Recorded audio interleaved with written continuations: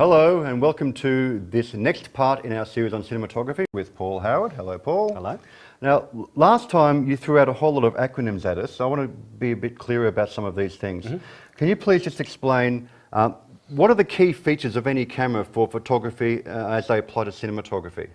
Well, the most important thing as a basis that you need to learn about photography and cinematography, the three, what I call three principal things. So what are the three principal things? Okay, f-stop, you must understand f-stop, you must understand the shutter speed, and you must understand the ISO. Okay, one at a time. F-stop, what's that? F-stop is, you set it on the front of the f-stop is here. It's the same with any DSLR, any camera, on the iris ring or the aperture ring. To set the aperture means you set specifically how much light you're going to let pass through the lens to the sensor. So that's the thing that opens up, closes, and determines how much light is going through. Yes? The aperture. Yep. Then you must understand the ISO, which is the sensitivity that you set on the sensor. So how sensitive you make that. Now when you say sensor, we're talking just digital cameras. Yep. Yep. Which most cameras are these days that we're talking about. Yep. The sensor being the CMOS or the chip inside Yep. that converts that light into an electrical signal of some kind. Correct. Yeah. So you can make that, you can desensitize that, or you can amplify that. And by that I mean you can have it set at, say, 100. On something like a DSLR, you can set that to 100 ISO. Or you could set something like this to 800 ISO or higher. What does ISO stand for? International Standards Organisation. Organisation. I presume, okay. Yeah. If I'm wrong, you'll see it on a super right now. So that's basically determining how much light that we receive onto the sensor or how we interpret it. What exactly is it doing? It's how sensitive you make that sensor. So whether you amplify that or how you amplify it. Right. So you have various places you can set it. The third thing, which is most important, is the shutter speed. And the shutter speed, which you would know for normal motion, you would set at 1/50th of a second. Why? Okay, if you imagine you're taking a still frame at 1/50th of a second and you have a car passing, okay, perpendicular to the camera lens. At 1/50th of a second is the amount of time the sensor will be exposed to light for via the aperture. Now, in an old stills camera, that was literally a shutter that opened and closed. Correct. For 1/50th of a second. Correct. Yeah. Now, there'll be a certain amount of motion blur there when that happens. That's what we would call like normal motion. If you choose to shoot it at 1/100th of a second, you'll get half as much blur. You'll need twice as much light, but you'll get half as much blur.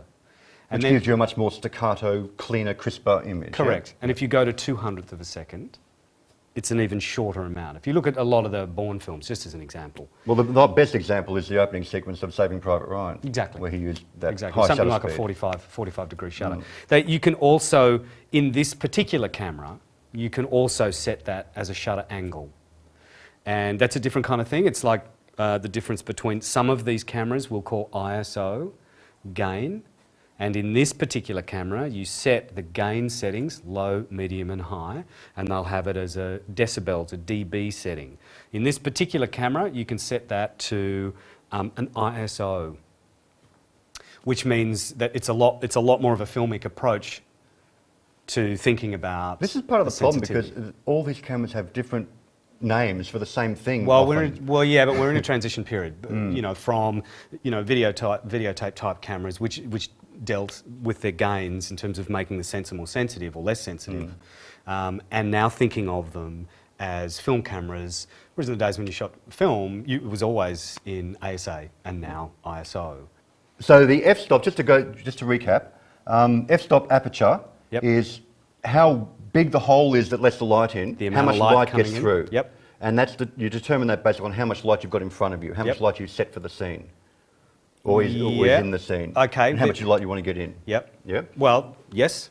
Yes and yes. Yes and Depending on what you're after. Depending on what you're after. The ISO is how sensitive the chip inside the camera is to the light that it is receiving. How sensitive you make it, yep. Yeah, how sensitive you make it to whatever amount of light that the aperture let through. Yep. and then the next step, which was the shutter speed, how often that chip or that shutter is, How long you how long it's expose. open for, how long it exposes for. Yeah, Yes. yeah. And the faster it is, the less motion blur you're going to get. And the more light you'll need.